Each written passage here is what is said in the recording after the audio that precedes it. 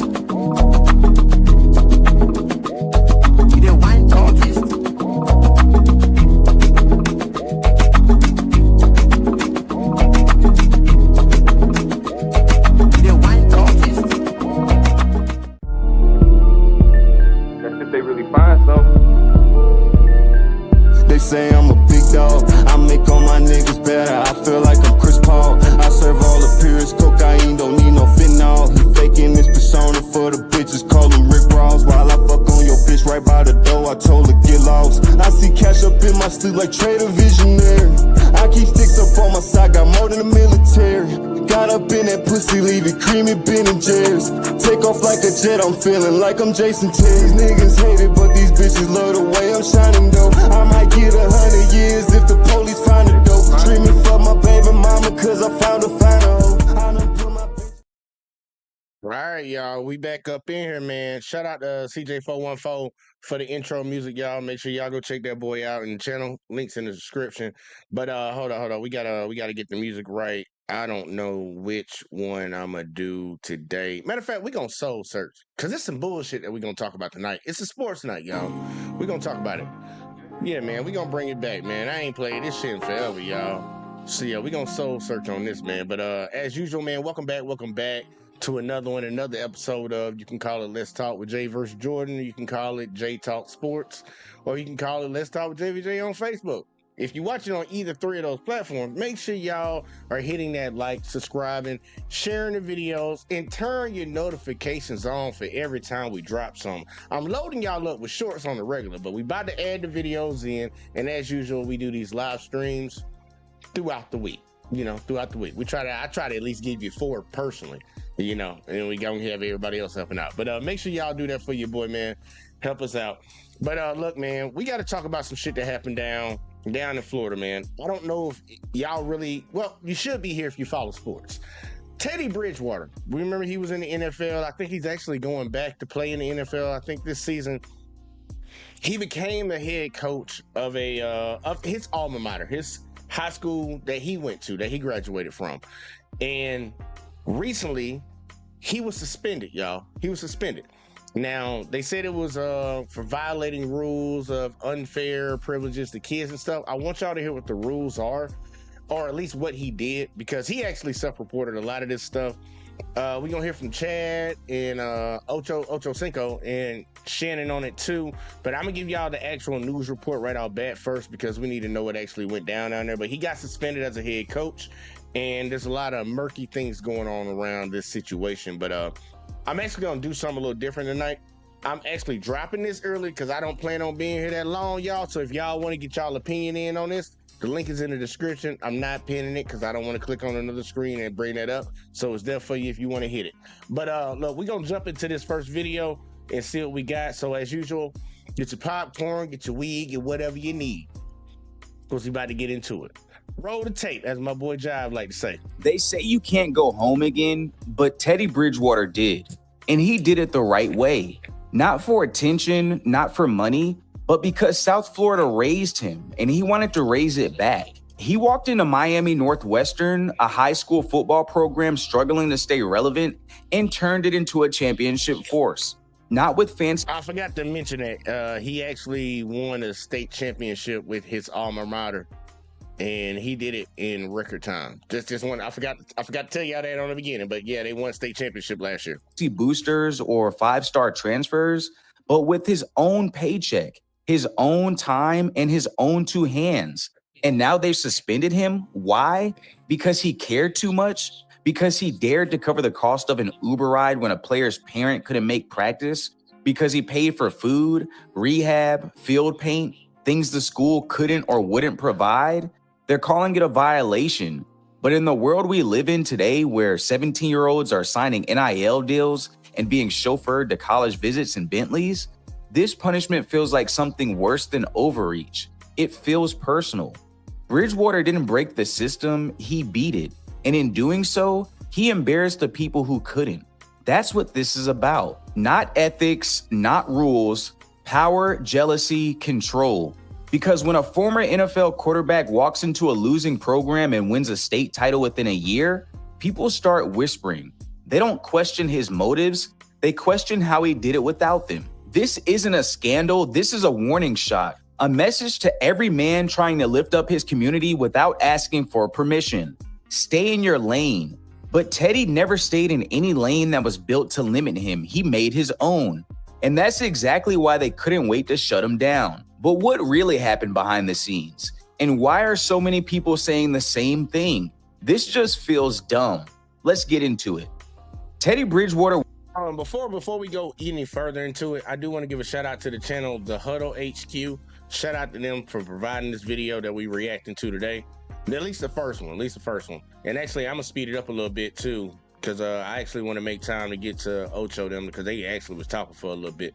But either way, though, let's go ahead and keep riding. Wasn't supposed to come back, not like this. Not after a solid NFL career that saw him wear the jerseys of the Vikings, Saints, Panthers, Broncos, and Dolphins. He had money, he had legacy, he had nothing left to prove. But while other former pros chased broadcasting gigs or business deals, Teddy went home, back to Miami Northwestern, the same school that molded him, toughened him, and gave him the stage to chase greatness. And he didn't just come back to shake hands and... Y'all gotta admit, that means something. This guy could have went and worked for FS1, went and worked for ESPN, could have worked for the NFL Network. Talking about football, he was a starter in the NFL. They will gladly hire you. They got people on there that sucked as a quarterback. At least you had some level of success. You never got to the heights, but you weren't a bad quarterback. You weren't a journeyman. They had motherfuckers on some of these sports talking shows that were career backups talking about the quarterback position. It's like, come on, man. Can we at least get somebody that started? Teddy started. He could have went and did. He would have went and got him a job, y'all. He went back to his alma mater where he wasn't getting paid. He went back to the school that he graduated from to help these kids, and he wasn't getting paid a damn dime for it. Think about that, y'all. posed for pictures, he came back to coach. Now, let's not sugarcoat it. Miami Northwestern was in bad shape. The team was dragging through losing seasons, the morale was low, and the community, once proud, was growing numb. They had gone 4-6 before Bridgewater took the reins. But Teddy didn't flinch. He saw a group of kids who reminded him of himself. Raw, talented, but in desperate need of someone who believed in them. Someone who didn't just yell plays, but showed up every day like they mattered. What followed was nothing short of miraculous. Under Bridgewater's leadership, the Bulls transformed into a dominant force, tearing through the 6A division to win a Florida State championship, one of the most competitive football landscapes in the country.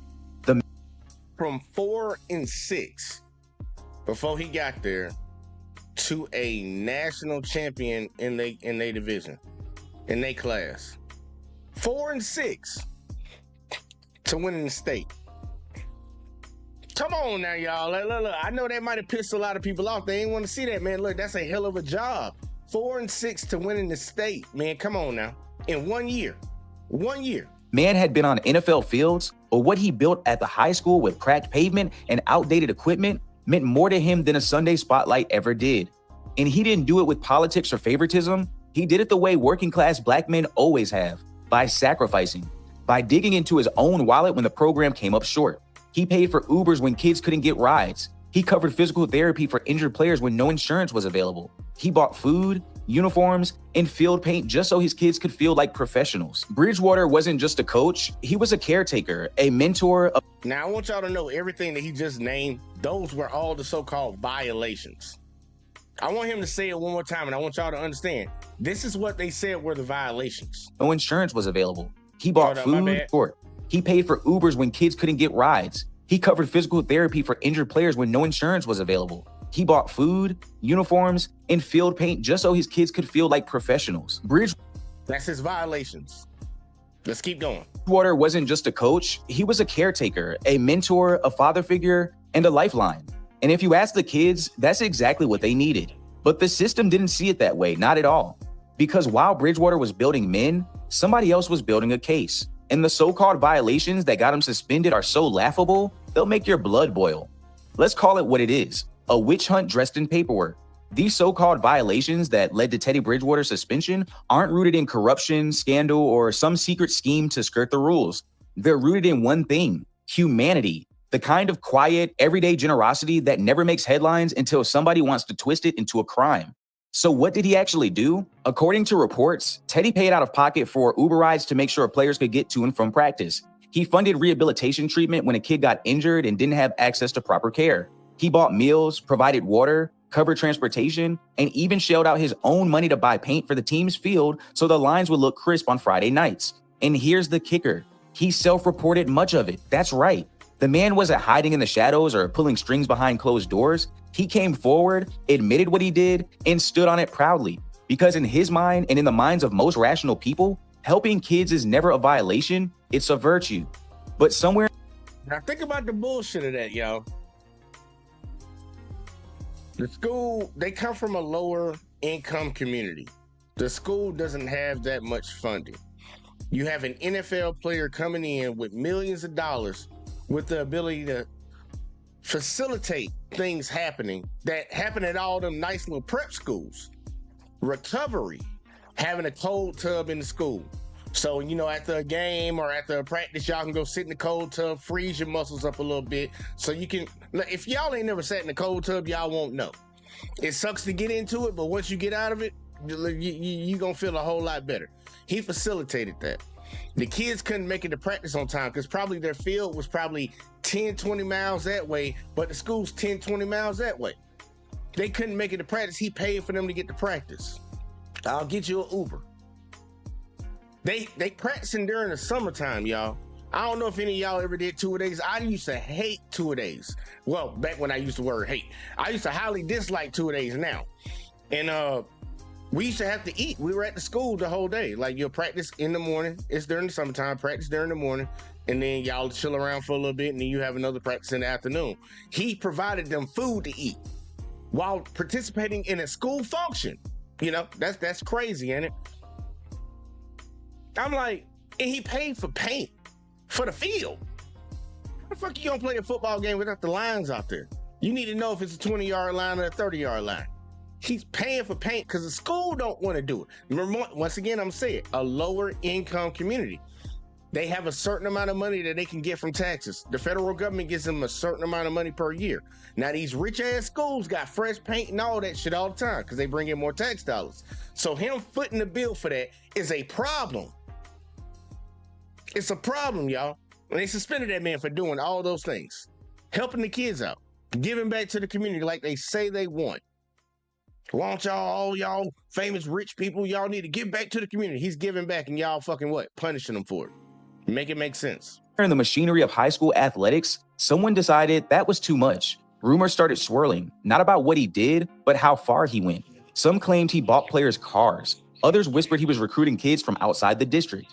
There's zero hard evidence to back these claims, but in the world of high school football politics, whispers can move mountains, or in this case, trigger investigations. Let's pause here, because if you're a 16-year-old boy who's hungry, hurt, or stuck without a ride, and your coach makes sure you eat, get healthy, and show up, is that not exactly what every parent hopes for in a leader?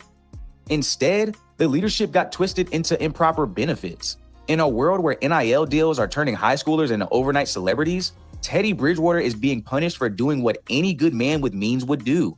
Look out for the kids who have less. And still, it gets worse. Because this isn't just about what Teddy did, it's about when he did it. We're in a new era now.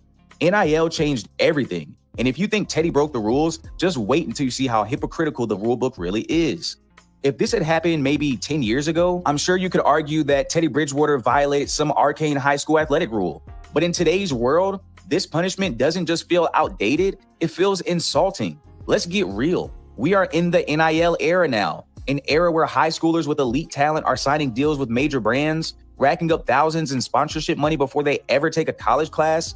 DoorDash is dropping food off to locker rooms. Raising Cane's is sponsoring 7-on-7 tournaments. Players are wearing exclusive cleats gifted by reps. Coaches are cutting highlight tapes like music videos to attract recruiters. So what did Teddy do again? He paid for Ubers, bought food, helped with physical therapy, and painted the field. And somehow that's the bridge too far? The truth is, this isn't about NIL rules. It's about who is allowed to play the game.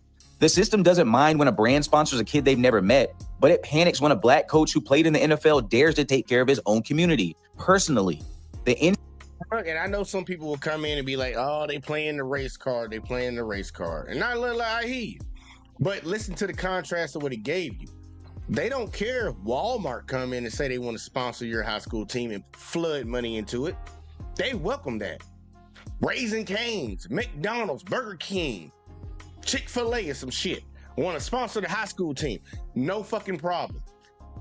But the head football coach puts up the money for what the kids need, helping the kids out. That's a fucking problem. Y'all know it's a reason. It's a reason for it.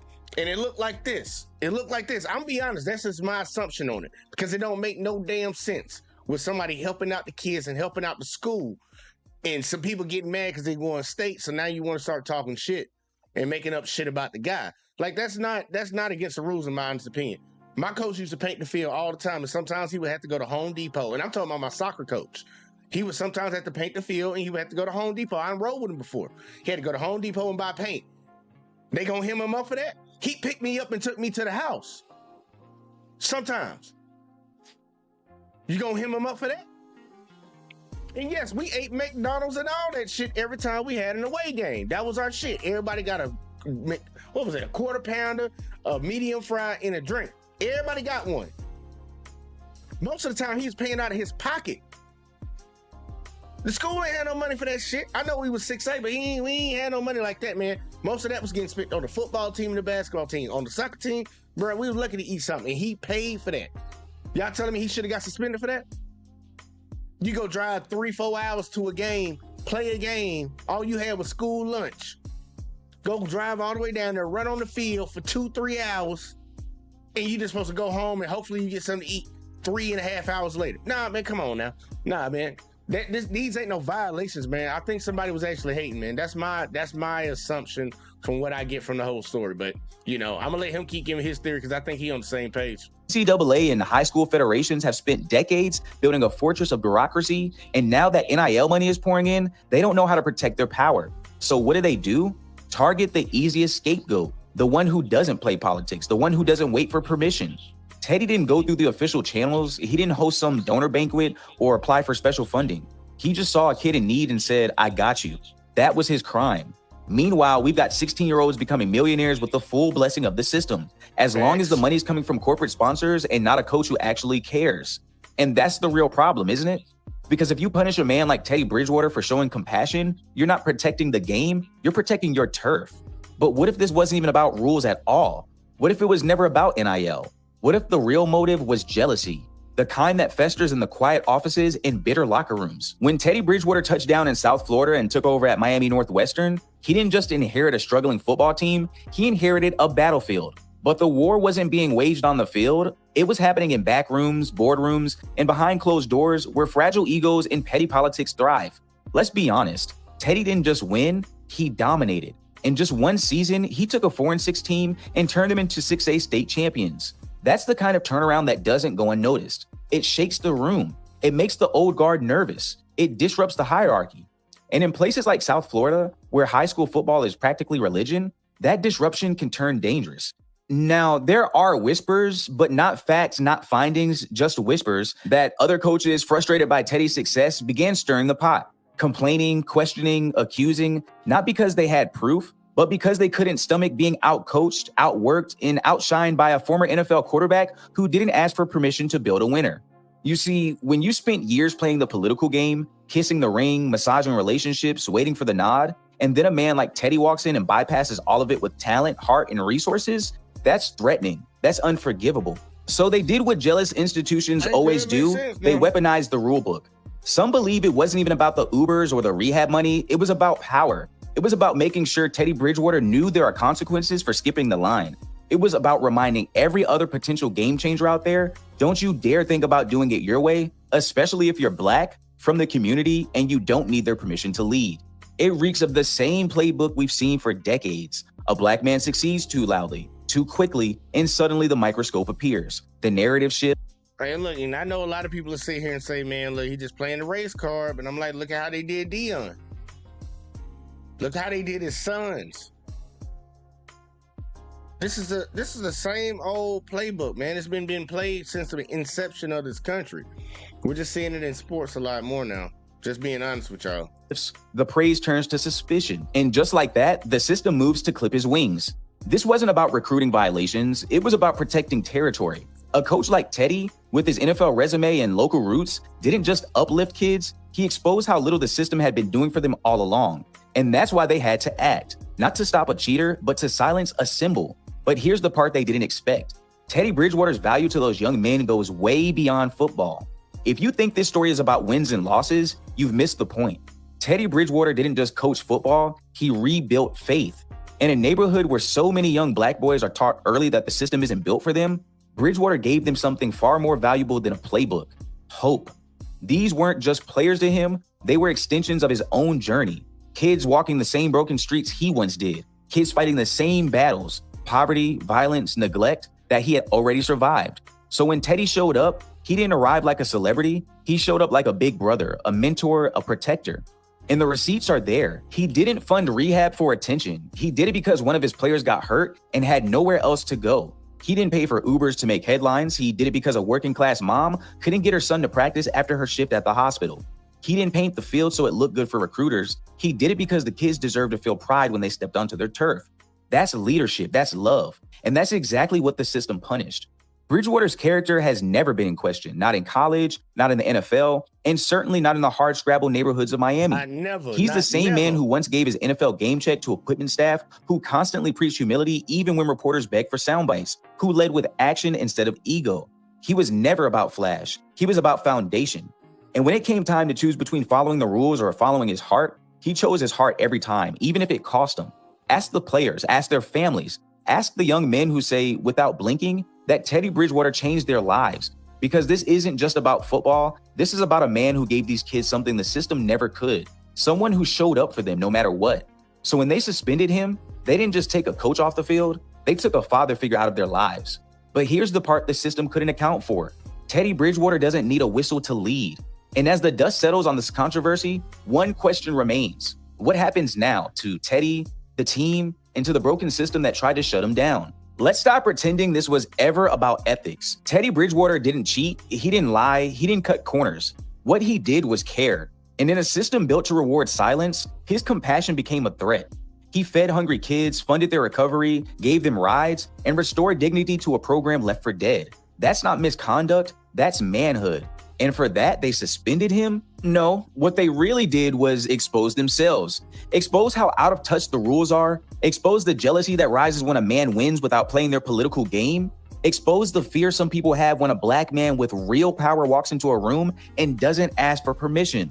Teddy didn't just coach a team, he redefined what a coach should be, and that scared them. But let's be clear, you can't suspend impact, you can't blacklist legacy, you can't silence the young men who will carry his lessons far beyond the game. Teddy Bridgewater may have been forced off the high school sidelines, but in the eyes of his players, his community, and now a growing national audience, he's still coaching, still leading, still showing what it means to give without expecting applause. So if you're keeping score, the system might have issued a suspension, but Teddy Bridgewater earned something far greater, respect. And no committee, no jealous rival, no bitter administrator can ever take that away. This is the Huddle HQ. Thank you for. Hey, shout out to the Huddle HQ for the video, man. No bullshit, cause look, when I heard about the story, I was highly disturbed, man. I started looking into it, man. Started trying to hear what the hell was actually going on. And I'm like, y'all suspending him for this? And I know some people like, man, that's just old buddy saying it on there. Look, we gonna go to Club Shay Shay, and they gonna speak about it too. And they gonna read you all the little reports off of what you call it and let you know what's going on. Like, man, it's just bullshit. They don't want, like, I will say this, and I know some people ain't gonna like it. It is what it is, man. Y'all know I own bullshit. I try to keep it real. A lot of people want those kids to be in a position that they in. If you come from a low-income neighborhood, they want you to stay in a low-income neighborhood. The powers that be. There are people in this country, I don't care what nobody say. They can sit here and say, oh, nobody. They prey on our folks. And they want to keep us in our place. There are folks in America that are like that. Are there people that are not? Yes. But there are a lot more that feel that sentiment. And that man trying to help out his community was a threat. It was a threat to them. Only 1 or 2 or 3 can come out of here and do something with their life. The rest of them, vast majority, we need y'all to go out and be worker ants, or we need y'all to go to prison. That's the standard. That's the model. That's the formula right there that they want. And him coming down there and helping them kids do what they do, man, a lot of them can get up out of there. They don't want that. I'm just saying it. I'm just trying to keep it real, man. They don't want them up out of there. They want them to go in those 2 pathways. Go work a job and very possibly go to prison too. But either way though, man, we gonna go to Club Shay Shay and see what Unc them got to say. Shannon, man, you settled that lawsuit, man. At least you got that off your back. I wouldn't have paid the bitch. But either way though, let's keep going, man. Let's keep going and see what we got.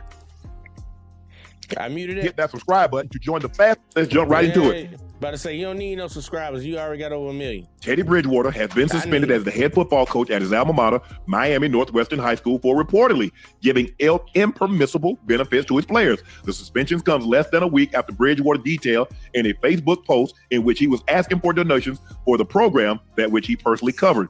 $14,000 for training camp, $9,500 for team pride sets, $2,200 a week for pregame meals, $1,300 a week for recovery, $700 a week for Ubers, and more. He's being penalized for that. So Teddy, a volunteer, not even a school employee, is being suspended for helping kids and doing good in the community. Teddy alleged that administrators at Northwestern want me gone, apparently. Ocho, this is down your... Now picture that, man. He's not even an employee of the school. He's just volunteering to help the football team. How you suspend a volunteer? Make that make sense. How you suspend a volunteer? He not even getting paid by y'all. And he doing y'all job better than y'all can do for them boys. That's crazy. And y'all heard the money amount. How much this dude is spending per week? Bro, he probably coming out the pocket at the bare minimum. I didn't do the math in my head, but say somewhere close to $20,000 a week to fund these boys. And the school ain't doing shit. Neck of the woods, you're very familiar with all things South Florida. What's going on here? Yeah. I mean, it's unfortunate. From my understanding, obviously Miami Northwestern, very good program. Very good program. Obviously, last year, that's his alma mater. Go ahead. They just won state. Last year, Teddy did a hell of a job coming in and changing that program around in less than a year. I think the previous season, I think they hadn't really won that many games. Obviously, inner city school, and the fact that out of his own money, out of his own pockets, being able to feed some of those kids. Obviously, this is I hate saying a poverty-stricken area. I hate saying it. I hate using that type of word, but these are kids that needed rides, transportation to and from practice. Obviously, Teddy taking it upon himself to feed the kids as well, because preparing them for the next level, because this is the type of treatment you're going to get at the next level, you know? Giving them that type of exposure, that type of atmosphere, and what it's like to be at the next level. Some of the things he was doing to help the kids is unfortunate. I've heard both sides. I think, if I'm not mistaken, from what I've heard, obviously being down here in Miami, Teddy Bridgewater and that athletic director at Miami Northwestern, they don't see eye to eye. They're not on the same page where they should be. What Teddy has brought, you know, to that school, and what he's done for that school, and some of the things he has been doing, there should be no reason why they don't see eye to eye based on what Teddy's trying to do for these kids and giving back in every way he can out of his pocket.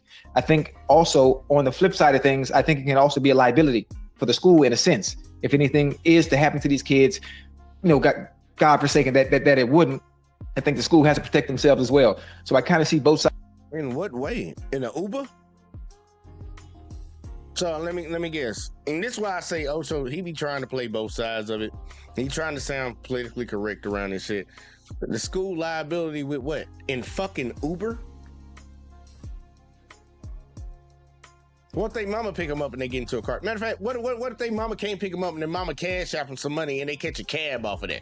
What if they pay for the Uber themselves? What liability are you talking about? I don't like that.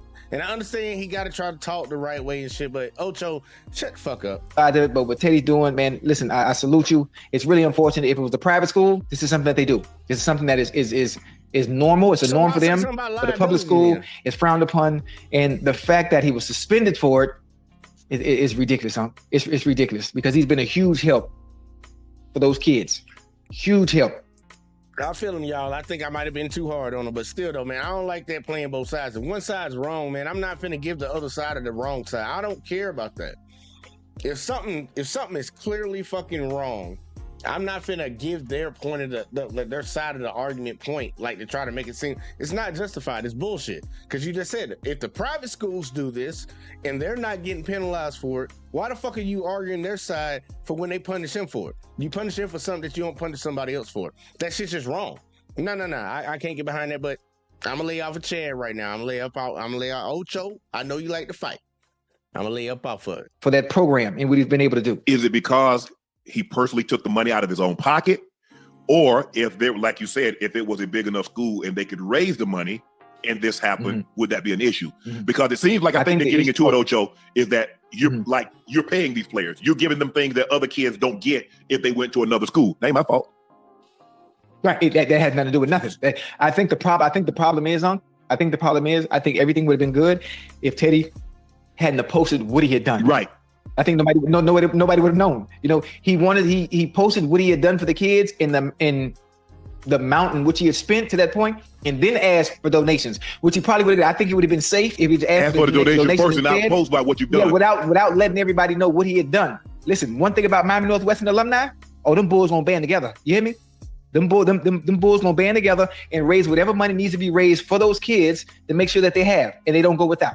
Yeah, I mean, I see some of these, I see some of these schools in Texas and California and Georgia where they're building these 15, 20, 30, 40, $50 million facilities for high school program. Obviously, in the South, football is king. Obviously, in the West, California football is king as well. But in the South, Georgia, Florida, South Carolina, North Carolina, Alabama. Mississippi, Tennessee, Texas, football is king. And they will close Friday nights. They close. Man, look, y'all ain't live down here, man. It's football and church. That's what it is around here. That's how a lot of people live, like football and church. Close everything down early because they want to make sure the fans get out there and cheer on their local team. With that being said, I'm like I said, 95. I don't know what a team pride set is. Somebody gonna need to explain to me what's a team pride set. The pregame meals, $2,200 a week for pregame meal.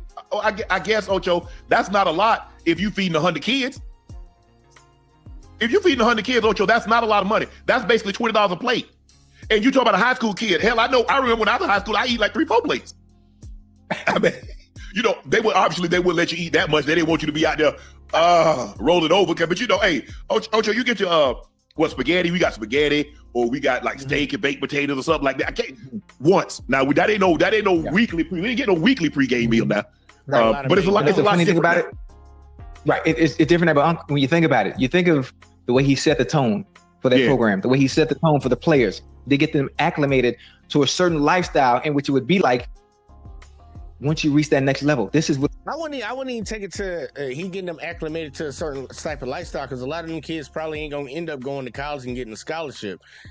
He was just doing the right thing for him. Like, look, what you would want for any of the players, like if you had the ability to take care of your football team and you looking out for the kids, you would do that. I understand that, like, man, when they get to college, man, if they do get to college and they on the football team, bro, they gonna have a card.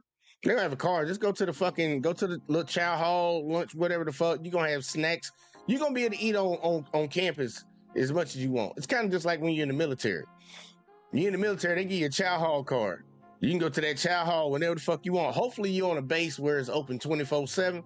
But if not, you got to catch it during the hours that it runs. But you can go in that bitch as many times as you want. They taking it out your paycheck. And look, these players, they gonna have a meal plan. Teddy was just looking out, man. He was looking out for him, because to get out there and perform well, you need to be ready, man. You need to be able to be full, stomach good, body good, because you got therapy treatment. Like, what the fuck? I remember we played, I don't know if y'all used to watch Two-A-Days. It used to come on back in the day, MTV, I think. It was Hoover, Alabama, the Buckeyes, the Buccaneers, whatever the fuck their name was at the time. I don't know what the fuck they was. But we played them in high school. Man, dude, we had a good ass lunch before we left to go there and get our ass whooped by them boys, man. Bro, they had steak, potatoes, broccoli, and all that shit, man. I'm like, we ain't normally eat like that. But they had paid the school so much money for us to play them so they could whoop our ass. It was like an opening season practice game for them.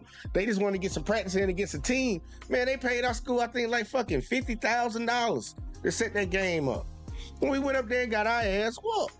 We ate good off that $50,000. I know the school pocketed majority of that shit, but they probably spent about $5,000 on the food we ate. And we ate good before we left, man. They even bought us some shirts. We had matching shirts, y'all. We had matching shirts, man. We looked like a team. We normally did not look like no fucking team. This shit crazy, man. I don't know, man. it's like, these are the ways you're supposed to be treated. These are life lessons far beyond football. If you think about it, what he's teaching these young men, and how did those young men repay him? By winning a state championship. But see, Ocho, winning a state championship. That's why everything shouldn't be posted. You see, they used his post against it. Just like, hey, we on a little hard times right now. We appreciate any donations that we can get to make sure these kids have, like recover. Ocho, we ain't get no recovery. We ain't know what no cold tub was. Hey, I ain't know about no damn cold tub till I got to the NFL. Ain't know about no damn cold tub. And plus, you young. Right. You ain't even got bone. You got gristle. Ain't nothing wrong with you. Get out there, rub some dirt on it. Get out there. Now these kids getting wrinkly recovery. They getting cold tubs and all this other stuff on show. Like, damn. The whole 9 yards. It's because Miami is so spread out, Ocho. Like, everybody's not like close facility. It's like close proximity. So in order to get the kids to and from practice, this is what you got to do. I'm glad you just said that too. Now, right across the street from Miami Northwestern was the Pork and Bean Projects. The Pork and Bean Projects is now gone. It's gone? Everything has been gentrified. It's been what? Listen, you know what gentrification? Boy, it's a goddamn Dunkin' Donuts across the street from where the Scott Project. Where the Pork and Beans was. Dunkin' Donuts in the hood? Come on, man. So those kids have to travel from somewhere else now. They've been uprooted. Right. They have no choice. So ain't no telling where they had to come from. And Teddy made sure they was able to get from point A to point B, be on time for practice, be on time for school. There's so much that he's done that we don't know. Be on time for games. I mean, listen, it's ridiculous.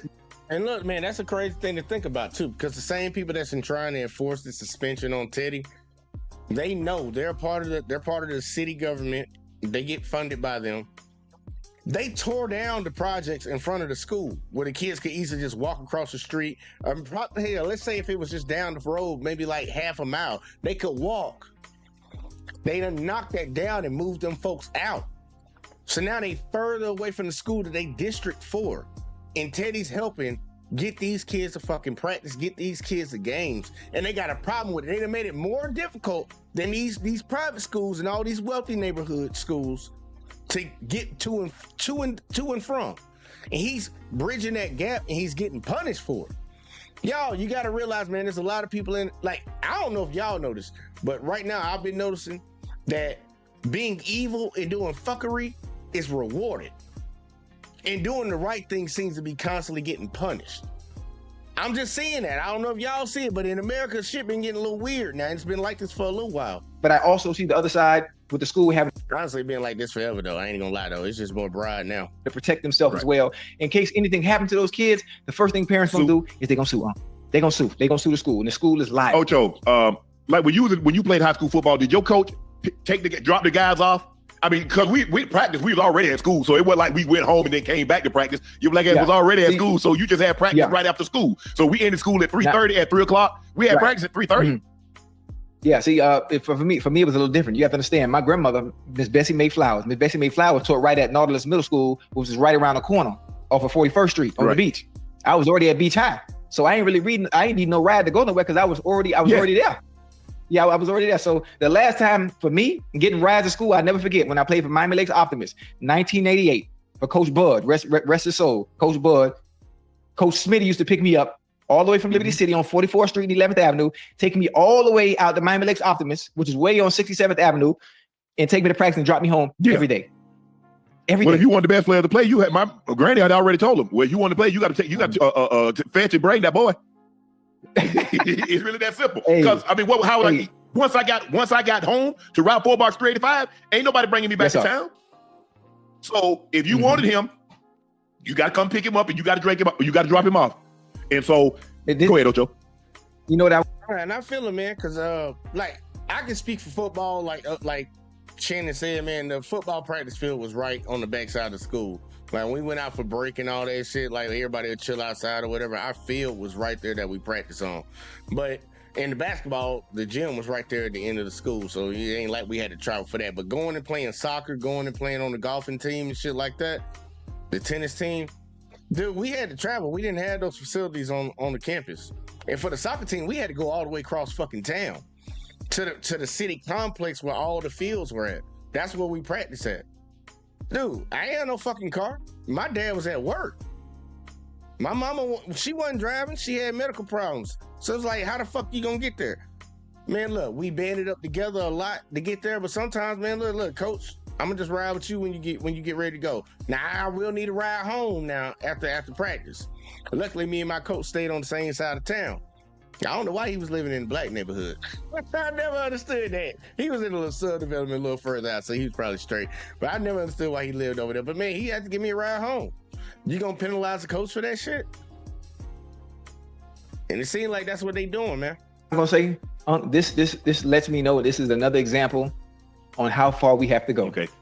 On how far we have to go. Teddy, listen, making some of the less fortunate kids out of Liberty City that have been uprooted based on wherever they're living right now, allowing them to play a sport now that they love, and he wants them to excel without being held back by any family financial issues. So I'm gonna cover that. I'm gonna make sure you ain't got no problem getting to school, getting to practice. I'm giving you gear. I'm getting you outfits, so we all look like a team when we go places. I mean, it's ridiculous, man. It's ridiculous. It's unfortunate. I wonder how long the suspension is. Might be for the year. Pride sets are workout gear and travel suits and shoes. So basically, Ocho, so we don't look like an all-tournament team. We got some guys in certain ties. We got some guys in sweatsuits, some guys in jeans, some guys wearing their cleats, some guys wearing, sneakers. So just so we all look uniformity. Okay, you know what, guys? Hey, we're gonna have sweatsuits. So we all gonna. Let me stop this show because we got Uncanny in the building. Hey, can you hear me better now? Yeah, I can hear you. You sound good now. Yeah, I got a new phone and some new headphones. Yeah. Oh, that man, big time. You balling around here a bit. I'm balling. No, I'm playing. Yo, I just came up because when I was listening to Chad, and I ain't gonna lie to you, everything he said reminds me of home. Like, when he's talking about 67 Ave, he's talking about Miami Lake / Hialeah. When he was talking about the Poker Bean, I didn't even know that, by the way, the Dunkin' Donuts thing. They really did tear down with Poker Bean projects. But he went to Nautilus Middle School, which is crazy because I went to the same middle school. It's on the beach. It's on 41st Street. So I was listening to him. I was like, he went to Nautilus? That's crazy. Y'all from the same parts. Yeah. His aunt must have met her because she still worked at the school because I went to the school when I was Chad's older than me though. Like he's got to be like I'm 30. He's got to be like in his 40s, right? He should be in his 40s. I think he might be like 41, 42. Oh yeah. Then Chad like 5 years older than me, so like yeah. But that's crazy. He was talking about like how he grew up, and it is like I ain't gonna lie. I know I'm ranting, but Liberty City, where he's from, is Nah, known he's for football. 47. Damn. Oh damn. Okay, so Liberty City, where he's from, is known for football. Like when him, what's crazy boy called in his name? Oh my God, Antonio Brown, Yeah, Antonio Brown. Okay. Santana Moss. Santana Moss from Carroll City though. Frank, I think there's a lot of people from Miami that were, but most of them are wide receivers. I just remember for some reason Santana Moss and Antonio Brown's from Liberty City and Chad from Liberty City. They known Okay. for football. They known for football. Like that's real. When he was talking, talking about how they grew up in Pee Wee.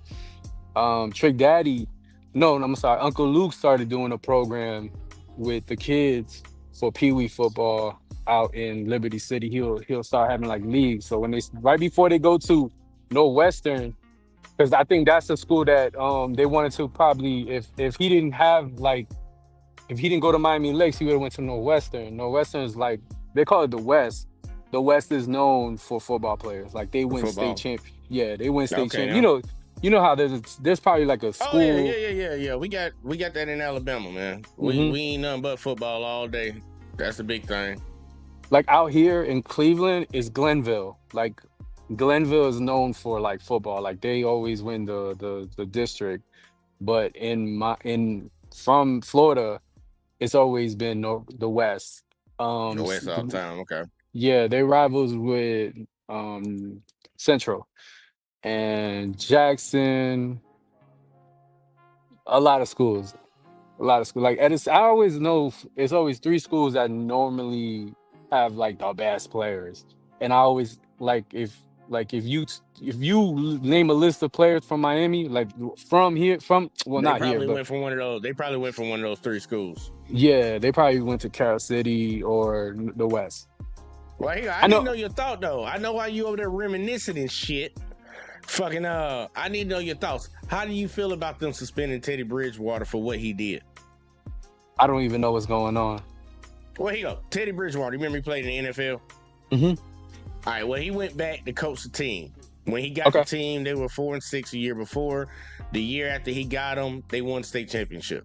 So within 1 year, he took them from 4-6 to win the state championship.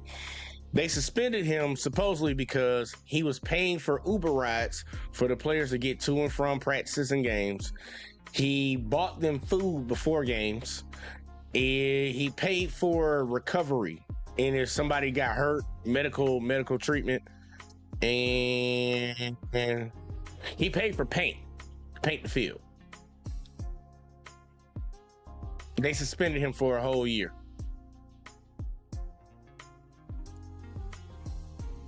Do you want me to say something out loud? I need you to say it out loud, man, because like you was looking, So you was shaking why your head is like me. why is the coach? Why is not to bring it to LeBron, but why was the coach from LeBron's school not fucking suspended for like 10 years? Because not only did he supposedly help LeBron get his own apartment with his mom, but he also there was money being thrown to LeBron and his teammates. Now let's not get it twisted. I'm not trying to be funny, let's keep it. Charles Barkley, Shaq, all these, Kobe Bryant was getting money. Look, all these players. If you that good, there was money getting thrown. There wasn't You nobody getting money hemmed up thrown, for yeah. it. Hell yeah, I'll throw. But man, think about this. He did this for the whole football team. He just didn't do it for one individual player. he's trying to win though, and I mean, like, it's not like it's going to like. I hate to say it, but like other other stuff like cars and clothes, drugs, because let's keep it real. Some of these kids do Look at it, drugs. man. You know it's the going area to. the area that they speaking about. You know it's a low income, poverty stricken neighborhood. These kids come from poverty. Yeah. They might not be able to get to and from practice. He's paying for Uber rides so they can get there. They need to eat before a goddamn game, so he buys them food. And if they get hurt, he has a cold tub for them. What's the state? It's in Miami. What part of Miami? fucking I forget the name they said of the school. They'll probably say it again, but it's in the same area that Chad was talking about. I forget the name of the school. Oh, from the city, Fucking man. Come on, man. Those it's kids, an inner city school. It's an inner city school. it's got to be either If like you they know high where the school pork, kids though. yeah. Do you know where the pork and beans? Because he was talking about the pork and beans projects. The Poker Beans is front right in front of No Western, but No Western always been on top. Yeah, Like they that's the don't have a school. bad year. That's the school that he talking about now. He said the school's right in front of where the projects used to be at. They were 4 and 6 Oh, when No Teddy got Western. them. No Western, yeah. Then they had a fallout year, 4 and 6. That's crazy because they always like they're always on the top. So he changed the school around. Probably grabbed all the great players from around the way because you got to remember some of these kids they get in trouble a lot, so they can't play because the Mm-hmm. school. And he probably fixed all that to like get them to play because he, I mean, I don't see a problem. I guess I see why it's a problem, but I don't see a problem with it with someone caring about these kids and want them to win. Like he's not doing it. I mean, he's doing it to win too, but also at the same time, he's also trying to show them that there's a better way. Because These kids. the reason that I have an issue with it, and why I say it shouldn't be a problem. All schools are funded off of property tax, and then the federal government gives a exact number to every school around the country. But if you live in an area where the property value for each house might be $24,000 compared to the property value, all these houses are $250,000. You're gonna bring in more money to send into the schools. They can tax you more because your property tax is higher. And they're going to put it into the schools so the kids will have better facilities. That's why you see on the nice side of town, they have better schools. Well, guess what? They feed the kids. I've gone to poor schools and I've gone to nice neighborhood schools. Shout out to my parents for that. Thank y'all. But I've seen the clear difference from getting bag lunches to actually going through a fucking walk-through, a food line where we got Domino's pizza, French fries, chicken nuggets every day that's on the menu. Compared to just getting a bag lunch with a bologna sandwich and an apple in that bitch. And I can't stand apples and pears. Yeah, like what he's talking about is like Nautilus, like the middle school he was talking about. If you go to Nautilus Middle School, they giving you like not top tier food, but like better food than you would get at I think it's Charles Drew is the middle school over there. It's way different, man. Dude, So like you ever got the box apple juice? Like it come in the box apple juice they give you. you talking can about get the juice. one with the straw, it comes in a bag and you No, point it's the one that you gotta fold the ends out, fold the top end out, and then No. pop that bitch. Pop that bitch, No, you we- gotta drink it. It's all cardboard. No, we got It's all paper. we got the bag juice. It's like it come in a little bag, the rectangular Mhm. bag, and you put the straw in and drink from it. Line had those. We used to call those something. I forget what we used to call them bitches. We would get those during the summertime when you go up to the school and get your 2 meals a day. You can go up to the school and they have bag lunches. But I'm like, I remember the first school I went to, like for lunch, lunch was already prepared. You gonna get what you get.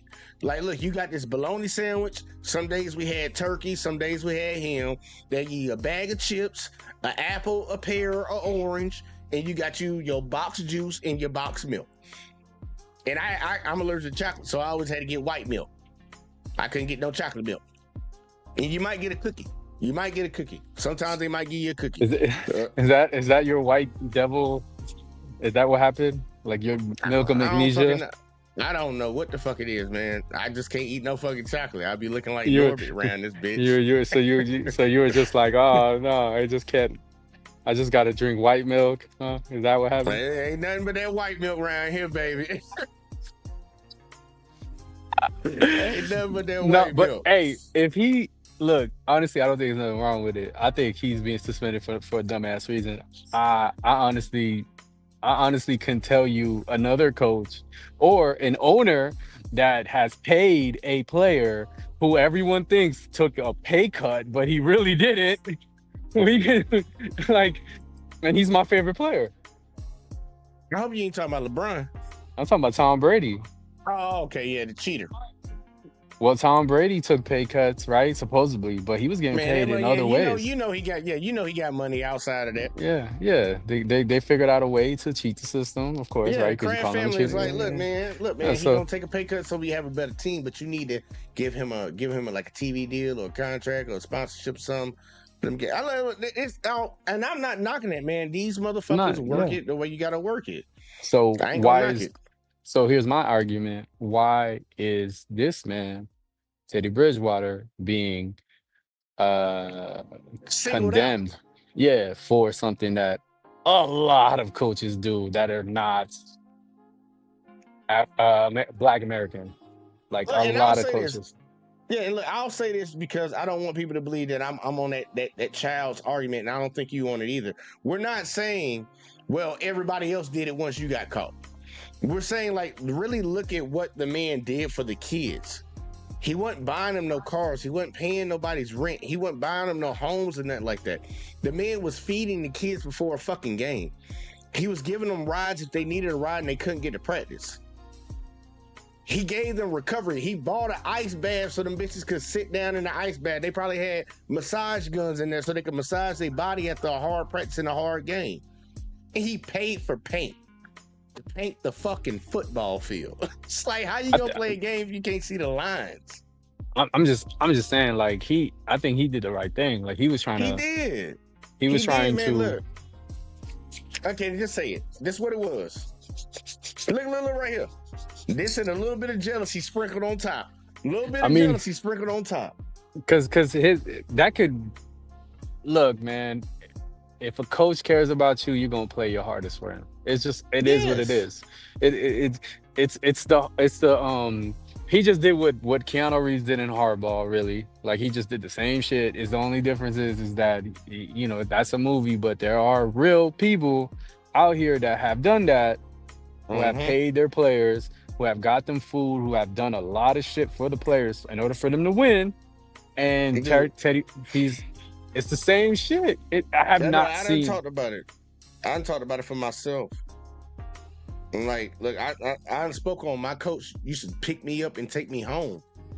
It'd be some nights we'd get home on the bus and we would pull in at the bus stop at the school, like where all the buses used to pick everybody up at the school, and everybody get on this bus going here, this bus going there, whatever. We would drop off there and he'd be like, man, where your ride at? And I'm like, man, I think I gotta walk. And I stay like 3 miles away from the school. He would take me home. But that's not a problem, though, right? Yeah, there shouldn't be no problem. Like, unless Teddy Bridgewater. Go ahead. I'm sorry. Unless Teddy Bridgewater is essaying the kids, there is no problem I see with giving a kid a ride. I don't see a problem with giving them food, recovery, all that stuff that he's getting suspended for is not a problem. I honestly believe that this is an inner city school. He's trying to give them hope. They might not all make it to the NFL, but they will make it to college. They probably will feel better. Yeah, they'll probably stay out the streets. These are the crime rate in Liberty City will probably go down a little bit, you know, since it's being gentrified And I believe that because they always say, and my grandma and my granddad used to say it all the time. My dad used to say it all the time too because he was a preacher. Idle mind is the devil's workshop. They used to say that all the time. He's giving these kids purpose. He's giving these kids something to do. And he's facilitating them get there because a lot of these kids probably grew up they probably growing up with just their mama in a fucked up neighborhood, and she working a job. She can't take these kids to and from. So they coach is covering the cost for them to get where they need to be at. They staying out of fucking trouble, doing something positive, and you penalize a man for facilitating that. That's a slap in the fucking face of everything that people say they stand for. You say you want these black men to come and mentor these kids and give back to the community, and the man is doing it out of his own pocket, and you penalize him for it. That's why I'm like, that's why I keep saying up is up and down is down now. I mean, up is down and down is up. Like, it don't make no fucking sense because, and that's why I say it has to do a little bit with him being black, and then the other bit is folks being jealous because if they went from a 4-6 team to winning the state the very next year, I can see some people being pissed off and jealous about this and start saying shit. Oh, he got me paying these players or some shit. But if they're finding everything out that the money was going to like good causes, then what's the problem? I don't see the problem. I don't see I it. don't either. There's a you know the movie Dangerous Minds, and there was another movie called The Freedom Riders. It's rider as in riders, not the Yeah, I know what you're talking about. Yeah, yeah. I watched the movie. That's based on a true story. It was inspired by a true story of a woman who literally had bad kids in her class. She was teaching them how to write, and she paid for amusement parks, food for them to have fun and all kind of shit. Why did she did? I don't even, from what I recall in the movie, they were like, "Oh, if you paid out of your own pocket, cool." And it was like she did it. She had like 2 jobs. She was just paying it out of her own pocket. Why is that not a problem? But this is a problem. It's the same shit. We talk about, and this is why I think it's some bullshit, super bullshit. We know even today, a lot of these teachers don't get all the supplies that they need for the class, and they talk about it. They'll be on TikTok talking about, I had to buy pencils for my class, paper for my class, because some of these kids don't have shit. They are not penalized, but you say if you take it from the teacher to the football coach, now it's a problem. Make that make sense. These kids need to fucking eat. These kids need to fucking be able to recover. These kids need to goddamn get to and from where the fuck they need to be at. They own school time. I don't care what people say. When these kids get out of school and they on the basketball team, the basketball coach is responsible for them until they get out of practice. That time in between till practice. Same thing with the football coach, same thing with the soccer coach, tennis coach, whatever coach it is. You're still under somebody that's getting paid by the city or by the school authority. Now, Teddy wasn't getting paid. He was volunteering, and they took that service for free. They took that service for free, but then you turn around and stab the dude in the back. Because of what? Because of what? Helping the kids that you wouldn't help? And I think that's like the guy in the first video said it. A lot of them might be feeling some type of way as like it's a black eye on them because he came out and said all the things that he paid for, and then he was like, look, we need to do some donations to help me out with this stuff because I'm coming out of pocket for all this. I'm just showing y'all what I've been doing. Then they jumped on him. They jumped on him after that. I don't get it. What was Teddy Bridgewater before? He was like a coach, right? So he used his hard-earned money that he was getting paid No, from... he was an NFL player. He was a quarterback. I'm confusing him with someone else who was coaching for the NFL. I think he's coaching for the Bucks. Picture Lamar Jackson before Lamar Jackson at Louisville. Yeah, I remember Teddy Bridgewater. It's just like, man, bro, it's some hating ass motherfuckers around here. That's all I'm saying. It's some hating ass people around here because he's looking out for the kids, and I think that's what really matters. They claim they care about the kids. And then when somebody comes in and does something, like they wouldn't have had a problem if Walmart would have put up all that money and said, we're sponsoring the team for the season. They wouldn't have had a problem. Which is what he was trying to do. Yeah, he was trying to do that. The team. He was trying to do that though. He was trying to get donations for them to sponsor the team, but then they turned around and used all his money, and they just threw it in his face, and then it just like literally like threw him under the bus. It wouldn't be no problem if it came from a corporation or the community, but if it came from the coach, it's a fucking problem. That don't make no sense to me. I'm gonna just stand on that. I think some people just got a vendetta out for the guy, and we really all, as grown adults, especially y'all that got kids, like think about that. If you got a coach that's actually looking out for your child and the rest of the children in the neighborhood and the community when they're on the team, making sure they're safe and they taken care of, I don't think that's something that you would want to be taken away. Especially if you're coming from a single family household. Like these moms need a man in their kids' lives. They probably ran the daddy away. This man is over there being a mentor and a daddy for these motherfuckers. I'm just being honest, man. I'm just saying, man, let's be real. Nah, figure. I gotta go, but my last thoughts is like, so that's what's been going on with I'm coming right back though. Talk for at least a second. I'm coming right back. Right. So, hey world, Teddy Bridgewater deserves justice. I feel like he should not be suspended for a year based on him doing the right thing. Like, if you're doing the wrong thing, like if he was paying for cars and clothes, then I guess, but if everything is coming out of his pocket toward Uber rides and food, pizza, whatever, then I don't feel like he should be punished for that. But that's uncanny. I have to go back to work now. Yo, Jay, this is crazy. I can't believe you be doing this for a living. I'm back. I really can't believe you be doing this for a living. I just did this for a minute and it's like weird. Oh, I don't do it for a living yet. We're trying to get there. Like, subscribe, share, turn the notice on so I can do this for a fucking living. Talking to nobody is weird, but okay, I understand. You talking to somebody? There's some people in here you just can't see them. Oh, okay. Oh well, goodbye, world. I gotta go. Hey man, get back to work, man. Don't get fired. All right, now, man. Appreciate you coming up. Shit, look, y'all, like my thoughts and my feelings on the Teddy shit, man. I think it's just bullshit, man. And I think it's like grown folks need to be grown and stop acting like some little fucking jealous ass kids, because I think that's the biggest situation. These kids are getting something that they wouldn't normally get outside of what other kids get at other schools.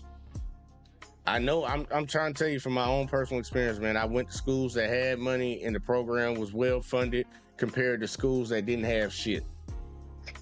And it's not fair. It's not fair. And when that man comes in and bridges the gap to give these kids an opportunity, a chance, and you punish him for that, when other kids are already getting that shit, it ain't right, man. It ain't right. And people need to call that bullshit out. People need to call that shit out, and we need to rid that type of shit from our societies, man. We don't need to have two standards of how people supposed to live and thrive in this bitch. But I do got to talk about something else, y'all. I do got to talk about something else. Because I saw something over the weekend. Yeah, if y'all didn't know, man, the WNBA had their All-Star game. It was All-Star weekend for the WNBA. I know a lot of people probably didn't know that. Because don't nobody watch that shit. But they had that and there was some shirts that the girls were wearing, and they're bringing up an old topic that needs to be spoken on. And shout out to the Dark Times, because I'm gonna use his video to react to this shit real quick. But the women in the WNBA have a message that they want everybody to hear, and I'm gonna give them a little pushback, just a little bit of pushback on it. But I want y'all to hear what they talking about, and then we're gonna speak on it at the end. For people asking for raises. I don't have a problem with the WNBA players asking for a raise. And so this week they wore t-shirts saying, making a statement, you better pay us. Pay us what you owe. That's a slippery slope. Why? Because from everything that I've read, the WNBA has never turned a profit. And I dare the WNBA players. I dare you. Walk out. I dare you to walk out. Go ahead and walk out. I double dare you. So if I've never turned a profit, Ocho, so let me get this right. I'm losing money, but you want to raise. Right. Something ain't adding up. Well, now tuned in to the Dark Times channel. Dark Times! And so here we go again, back with another one. Welcome back to the Dark Times channel. And as you all know, the WNBA All-Star Game went down this past weekend, and the women of the WNBA definitely did their thing, both on and off the court. But the talk of the weekend wasn't necessarily fixated on basketball, but more so the women of the WNBA getting their fair share of pay. A lot of times, Ocho, when you feel you've been underpaid for the length of time that you've been underpaid, you don't feel that's enough. You don't feel they can pay you enough. I can't pay you for 30 years. The WNBA players get 9.3% of the league revenue. NBA, NHL, NFL players get 50% of the revenue. The WNBA did lose $40 million in 2024. You sure you read that right? You said lost. They lost $40 million last year. Yes. Mm-hmm. There's nothing wrong with making a little bit more. Just a little bit more. Don't give it too much. How much? Oh, because I think, look, I don't think that's not my area of expertise. That would be amongst them to figure out. But I'm just saying, it's a little bit more. Now, from the outside looking in, I can understand both sides of it. I can understand why the WNBA players would want to capitalize on all the momentum that they have right now. Revenue being up, ticket sales being up, everything being up across the board. But then on the other hand, I can understand why the owners would want to wait and see. Because realistically, they're one catastrophic Caitlin Clark injury away from things going back to the way they used to be. Because despite Caitlin Clark, despite all this stuff, they still lost $40 million this past year. There was no bonanza. She's at her height. If you're losing money at her height, how in the world going forward? It ain't going up automatically. You just had the biggest bump and you still lost $40 million. I dare the union to walk out. I dare you players. And so Rob Parker hit the nail right on the head, because as it stands right now, the women in the WNBA really don't have a whole lot of leverage, because like he stated, despite the Caitlin Clark effect, the WNBA still lost money. And a lot of people would agree that the women in the WNBA do deserve a bigger share of the revenue. And most reasonable people that I've talked to would probably come to the conclusion that around 15 to 20% share of revenue is about right where they should be.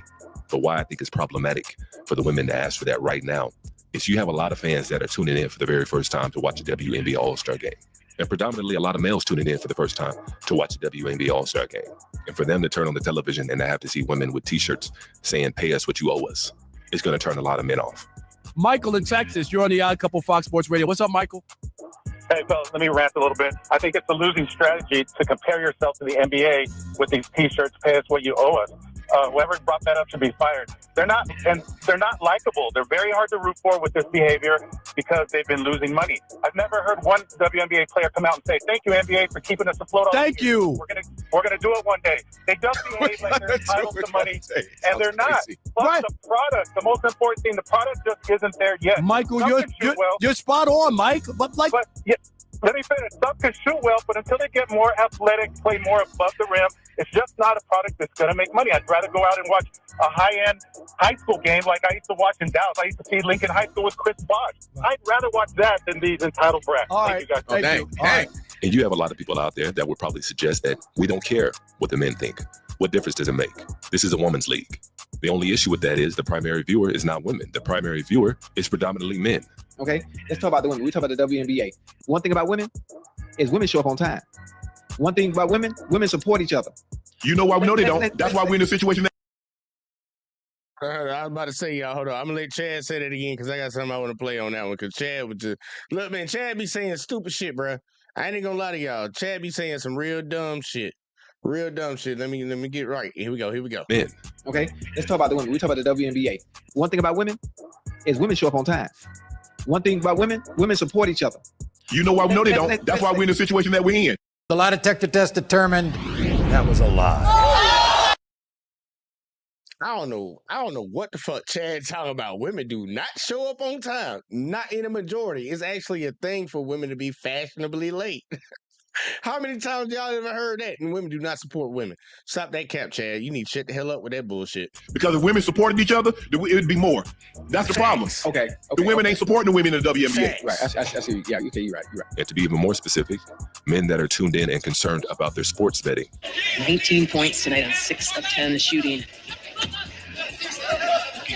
And so I think a lot of people, most reasonable people at least, would agree that the women in the WNBA do need a little bit more money, especially when it comes to the revenue split. 9% is just not enough. I think, like I said earlier, around 15 to 20% would be reasonable. But I think the timing is bad. I think if they would have waited just another year, I think that would have been a lot more palatable to a lot of the new fans of the WNBA. But that's my take on it anyways. You guys go ahead and let me know how y'all feel down. And y'all let me know how y'all feel about it, because I'm about to tell y'all how I feel about it.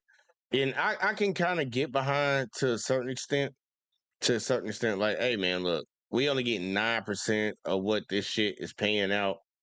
But then you also have to take the other side of, y'all motherfuckers losing $40 million.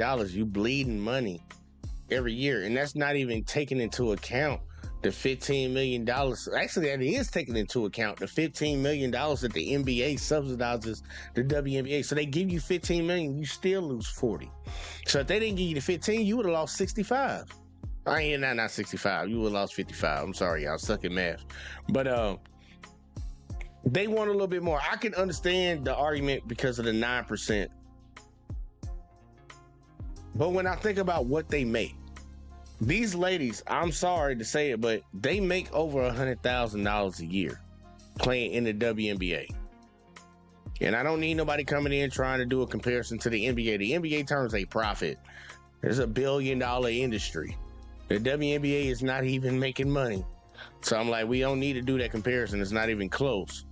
But if they wanted 50%, and honestly, I'll tell you this, I'll bet. I don't think they deserve it. I don't think they should get it because the product is not being viewed, and they should really ask women to watch because men are the ones who are funding this shit right now. But I'll say, look, if you want to be on the funny side, go ahead and give them 50%. Give them 50%. And that will be the downfall of that league. Y'all don't give them 50%. I mean that, y'all. I'm like, go ahead and give them that 50. Go on, give them that 50. And we'll see how that shit play out, because if you losing $40 million a year and you paying each player on average like $112 to 40 something $1,000 a year, living way above the average salary in America, go ahead and pay it to them. When the league can't fund transportation, when the league can't fund hiring the coaches and hiring the referees and all that woo shit, don't blame nobody else for it.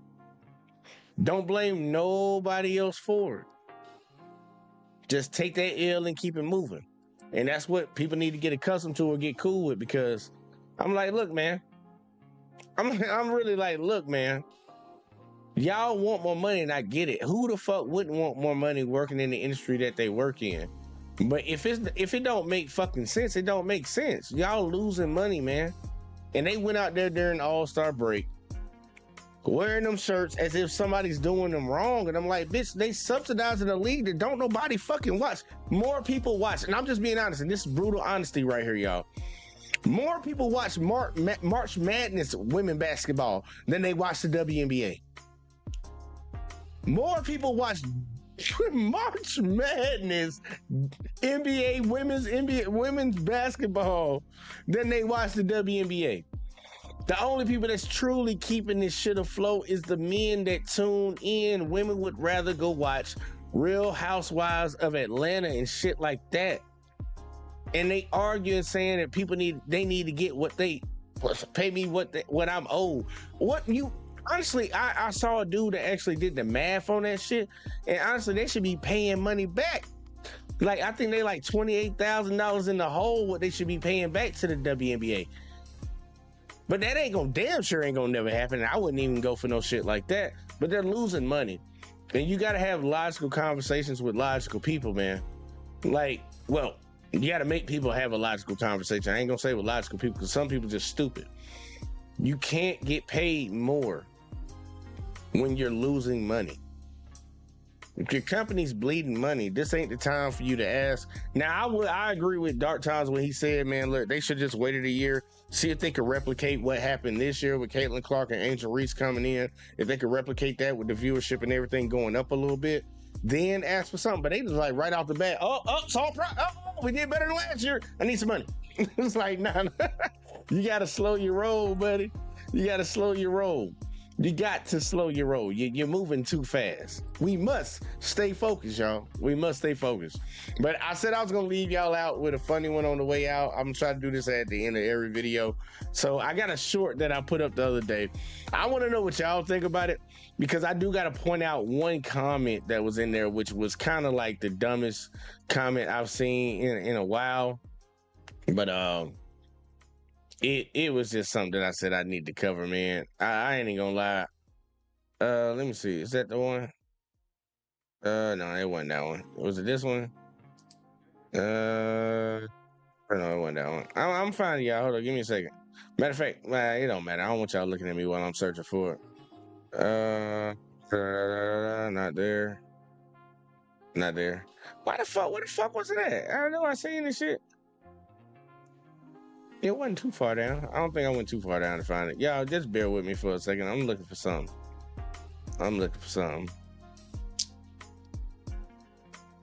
No, it wasn't right there. It wasn't right there. Okay, yeah, I found it. All right. Either way, though, yeah, I put this short up the other day. Y'all should laugh at it. Let's see what we got. No, volume off. This is a little relationship shit at the end of the sports show. I wish I didn't. Black men was not my preference. I wish I. Whoa, what the fuck? Because it's hard. Being a white woman dating a black man is hard. Why? And anybody that says it because isn't, you get so much pushback from the black community. So much pushback. How much pushback I've gotten from like just black men on the street while we're watching. This is in New York, of course, but like we don't experience this other places. But this black man threw a piece of chicken at my husband and then looked at me and said, "Why the F would you be with an Indian N-word?" Yikes. Yeah. And I'm just like, wow. Like, so what kind of chicken was that? It was like a rotisserie. Well, it comes down to like no, just like part of it. Now look, y'all tell me if y'all believe her or not. And I'm talking about the black lady, because I understand what the white girl is saying. But in my personal experience as being a black man, like my whole life, the only people I've ever seen somebody have an issue with a black woman dating a white man or a black man dating a white woman has been black women. I don't really see a lot of black men speaking on that now. If they feel it on the inside and don't say nothing, that could be true. But verbally saying something, I don't see it a lot. And then on top of that, throwing a rotisserie chicken at somebody. Come on, man. I don't believe what that black lady said, but y'all tell me what y'all think, man. Ain't nobody wasting no whole rotisserie chicken, man. Crazy. I wish I. Hey, y'all heard what I said, right? Y'all heard what I said. Y'all heard what I said. This girl claimed that somebody threw a piece of a rotisserie chicken at her ass. Now, I saw this comment right here today, and I'm like, I wanted to reply to this bitch. I'm like, what the fuck are you talking about? This motherfucker said, not true though. He should say in his experience because I've dealt with that. This motherfucker told me I should have said in my experience, I don't believe that because she's dealt with it. Listen to what I said. Now look, y'all tell me if y'all believe her or not. And I'm talking about the black lady, because I understand what the white girl is saying. But in my personal experience as being... One more time. She told me that I should have said in my experience because she's dealt with it. I understand what the white girl is saying. But in my personal experience as being a black...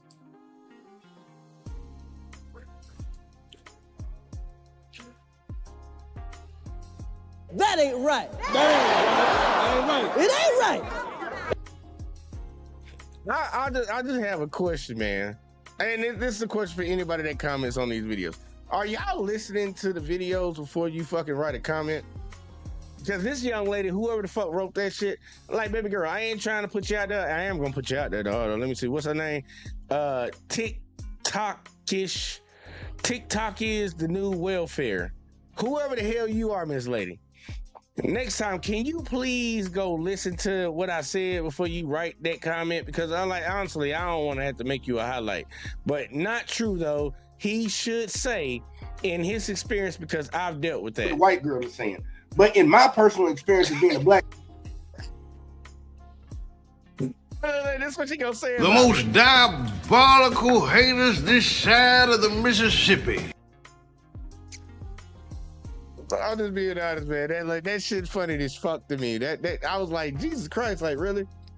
But look, man, we done. Look, I thought that was funny. That's funny to me. I don't know if it's funny to y'all. Look, listen before you speak. That's always a good one. But look, man, with the Teddy situation, man, I think it's just straight bullshit, man. Look, they doing that, man. They trying to make an example out of him, and they just showing they showing their true colors. Whoever the fuck it is, I don't care if they black, white, Asian, Indian, they don't matter. They showing their true colors. They hating on a brother that's helping kids out, and he's really not breaking no fucking rules, especially when these kids can get sponsorships by a car dealership and it'll put fucking a couple $1,000s in their pocket. Like stop the cap, man. The dude paying for Uber rides, man, and food. Like we don't need to hear that shit. When it comes to the ladies in the WNBA, man, look, be careful what you ask for. A lot of people in life need to be careful for what they ask for, because I'm like, you're losing $40 million a year and you're asking for a pay raise. Go ahead and let them give you a pay raise. And when your league is shut down and y'all all got to play overseas once a year instead of getting 2 paychecks because y'all play in both leagues, you don't see the problem. Y'all gonna be out here crying again, and I promise you, not trying to hear it. Honestly, I ain't trying to hear it right now, but if them people cave and give y'all a pay raise, look, I don't want to hear it. I don't want to hear it. Because y'all already making more than the average salary for Americans. So I ain't gonna knock that. Y'all need to build up the viewership and get women to actually support y'all, and then y'all probably be a profitable situation. And for the last lady, man, look, once again, listen before you speak. I get tired. I get so many comments online, y'all, with different little videos and shorts and shit, and people be saying shit, and I'm like, man, you must didn't listen to the video, because I clearly answered that and did not do exactly what the fuck you said I said. But either way, though, I can't fix stupid. I don't even know. I had the wrong logo up all night tonight. I had a main logo. That's crazy. But look, yeah, I appreciate everybody that tuned in, man. I hope y'all hit that like. I hope y'all hit that subscribe. Turn the notice on. Make sure y'all click all on them notices, man, so y'all know every time we drop some of this hot fire, die-line. We spit hot fire, hot shit. I spit hot fire. Die-line. But yeah, I gotta get the fuck out of here, man. Gotta get up early, keep working, doing the shit, grinding. But look, make sure y'all tune in on Thursday, Cop Night. Got a good one for y'all. Y'all won't believe somebody got arrested for honking their horn one time. But either way, though, your boy got to go. I'll fuck with y'all in the next one. Appreciate all y'all. That's if they really find something. They say I'm a big dog, I make all my niggas better. I feel like I'm Chris Paul. I serve all the purest cocaine, don't need no fentanyl. He faking this persona for the bitches, call him Rick Ross. While I fuck on your bitch right by the door, I told her get lost. I see cash up in my sleep like Trader Visionary. I keep sticks up on my side, got more than the military. Got up in that pussy, leave it creamy, Ben and Jerry's. Take off like a jet, I'm feeling like I'm Jason Terry. These niggas hate it, but these bitches love the way I'm shining though. I might get 100